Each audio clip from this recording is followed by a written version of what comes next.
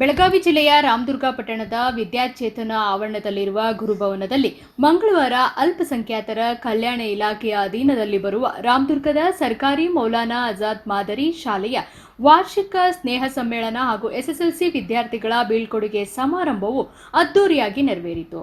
ಕಾಂಗ್ರೆಸ್ ಪಕ್ಷದ ಮುಖಂಡರಾದ ಪ್ರದೀಪ್ ಪಟ್ಟಣ್ರವರು ಜ್ಯೋತಿ ಬೆಳಗಿಸುವ ಮೂಲಕ ಕಾರ್ಯಕ್ರಮಕ್ಕೆ ವಿದ್ಯುಕ್ತ ಚಾಲನೆ ನೀಡಿ ನಂತರ ಮಾತನಾಡುತ್ತಾ, ಇಂದಿನ ಮಕ್ಕಳೇ ನಾಳಿನ ಪ್ರಜೆಗಳು. ವಿದ್ಯಾರ್ಥಿಗಳು ದುಶ್ಚಟಗಳಿಗೆ ಬಲಿಯಾಗದೆ ತಮ್ಮ ಓದಿನ ಕಡೆಗೆ ಹೆಚ್ಚು ಗಮನ ಹರಿಸಬೇಕು. ಪರೀಕ್ಷೆಗಳಲ್ಲಿ ಹೆಚ್ಚಿನ ಅಂಕಗಳನ್ನು ಪಡೆದು ಉತ್ತೀರ್ಣರಾಗುವ ಮೂಲಕ ತಮ್ಮ ಪಾಲಕರ ಮತ್ತು ಶಿಕ್ಷಕರ ಕೀರ್ತಿಯನ್ನು ಹೆಚ್ಚಿಸಬೇಕೆಂದು ಹೇಳಿದರು. ಶಾಲೆಯ ಮುಖ್ಯೋಪಾಧ್ಯಾಯರಾದ ಎಸ್ ಹುಡೇದ್ಮನಿಯವರು ಕಾರ್ಯಕ್ರಮದ ಅಧ್ಯಕ್ಷತೆಯನ್ನ ವಹಿಸಿಕೊಂಡಿದ್ದರು. ಈ ಸಂದರ್ಭದಲ್ಲಿ ಕಳೆದ ಸಾಲಿನ ಎಸ್ಎಸ್ಎಲ್ಸಿ ಪರೀಕ್ಷೆಯಲ್ಲಿ ಅತಿ ಹೆಚ್ಚು ಅಂಕ ಪಡೆದ ವಿದ್ಯಾರ್ಥಿಗಳಿಗೆ ಹಾಗೂ ಗಣ್ಯರಿಗೆ ಸನ್ಮಾನಿಸಿ ಗೌರವಿಸಲಾಯಿತು. ನಂತರ ವಿದ್ಯಾರ್ಥಿಗಳಿಂದ ಸಾಂಸ್ಕೃತಿಕ ಕಾರ್ಯಕ್ರಮಗಳು ಜರುಗಿದವು.